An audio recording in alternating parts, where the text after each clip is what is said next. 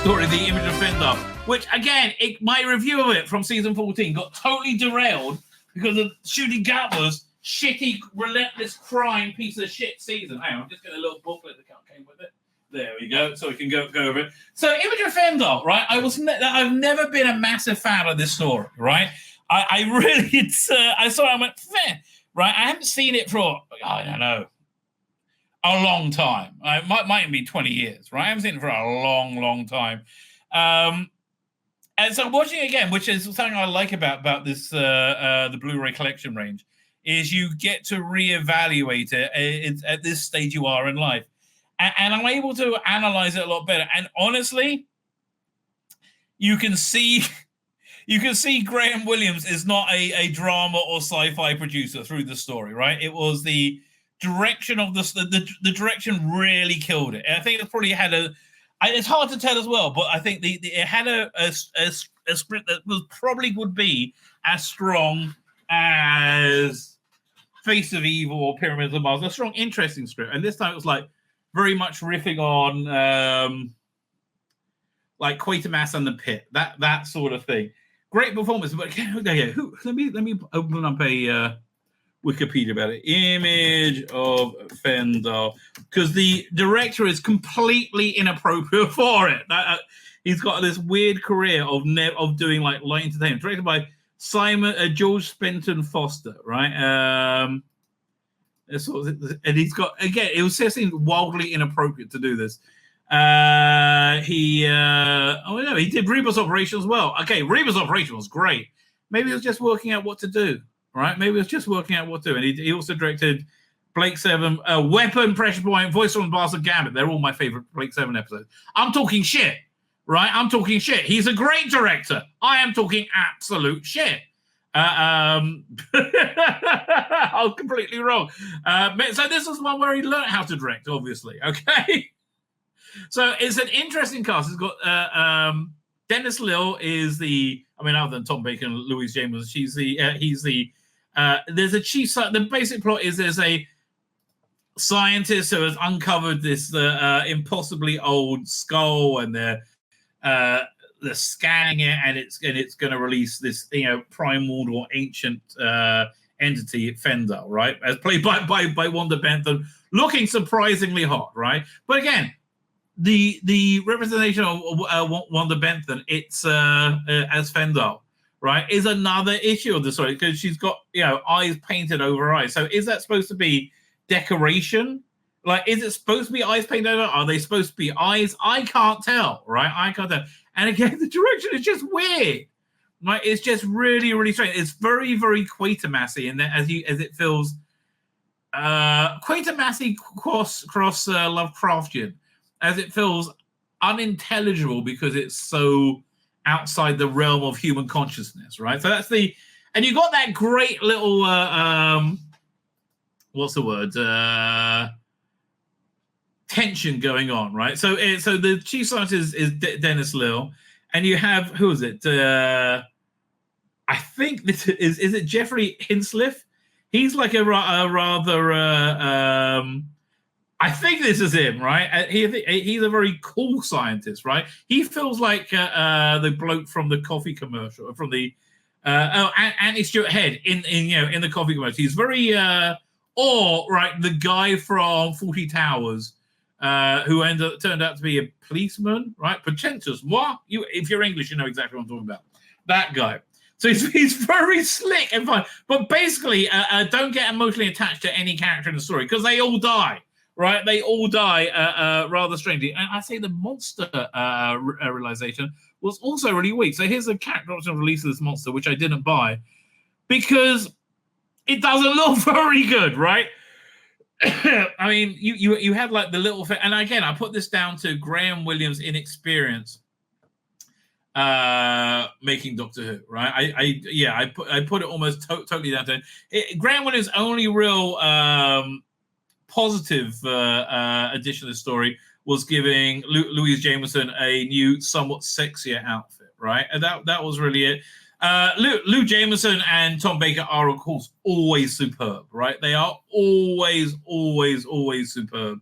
And again, we have Wanda Bentham. What's Wanda Bentham famous for? I'm trying to remember. Hang on. Doink. Like, kind of for that. But again, you see how she got her eyes painted on. This as well. She's transformed to Fendahl. And so the story is kind of like clunky, and it like goes along in a strange... It's this kind of strange meandering way. Oh, wow, she's the mother of Benedict Cumberbatch. I did not know that, right? I probably knew that before. But what she's famous for? She was in UFO, okay. She played Pamela Parry in Only Fools and Horses. I don't know who Pamela Parry is. She was in The Sweeney. Okay, she was a jobbing actor. The Sweeney, The Saint. Well, I wonder if that's Ian Ogilvy. I might guess it'll be Ian Ogilvy over Roger Moore. Gentle Touch, Mind. What was her big thing that she was known for? Carried Up the Khyber. I love Carried Up the Khyber. She's in The Prisoner as well, right? Who was it? She was in the episode Danger Man. Oh, sorry, no. And then she was in The Prisoner. Anyway, so Wanda Bentham, she was very good in this, quite frankly. She was very good, very, very sexy, I found as well. But again, the direction of the whole thing is just very flat, right? Very flat.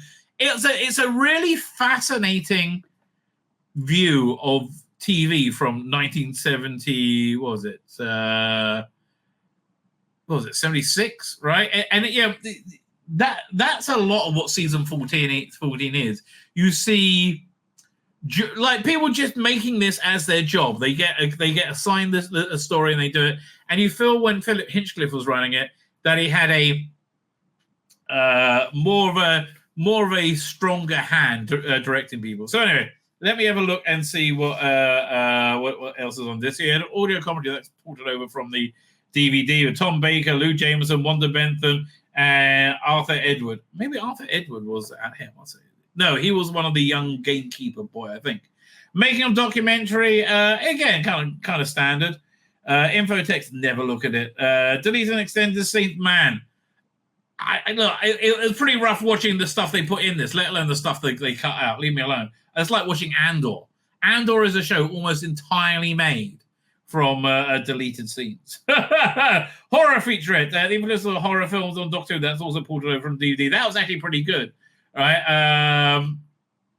Behind the Sofa really liked this story. They were like, whoa! And it must be showing the highlights, right?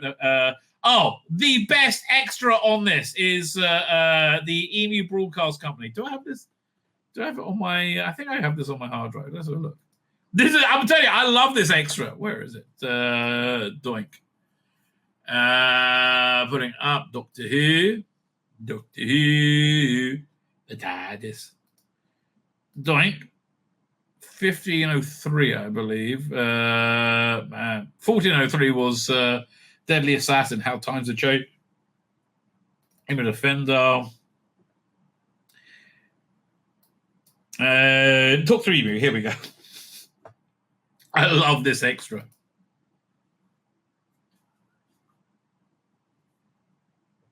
We're not going to watch the whole thing, it's too long.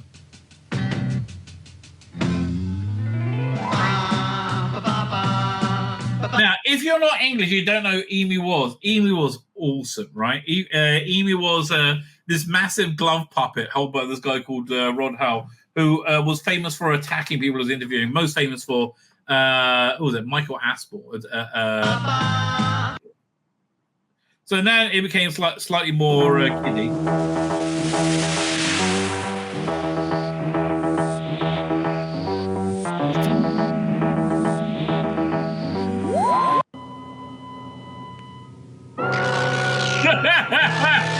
I just really like this. Rod Hull is so good with this thing. Like, he's really able to sell it and give it life. So that is actually my favorite extra. Genuinely is. So they got that on there. Trials Continuity, Evil Broadcast Company coming soon, and photos. So look. This disc is not filled with great stuff. Let me tell you, it's okay, but it's look. If this was on this, I would buy it because I'm a completist. but like it's great as the season 15 box set, right? I love these box sets; they are just fantastic. So, is the story I recommend for somebody who's interested in very interested in classic Doctor Who, which I am, and classic television of the 1970s, which I am. I think it's a wonderful era of TV.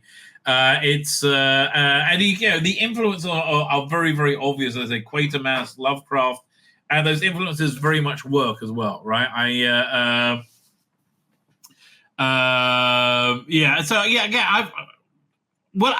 don't know when I'm going to be going back to this, but it's not never, right? I mean, unless, I die tomorrow.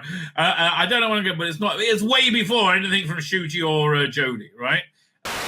My name's Tzvi Lebetkin, the Rabbi from another planet. Please like, share, and subscribe, and ring that little bell. Ring the little bell so you're notified when new videos drop.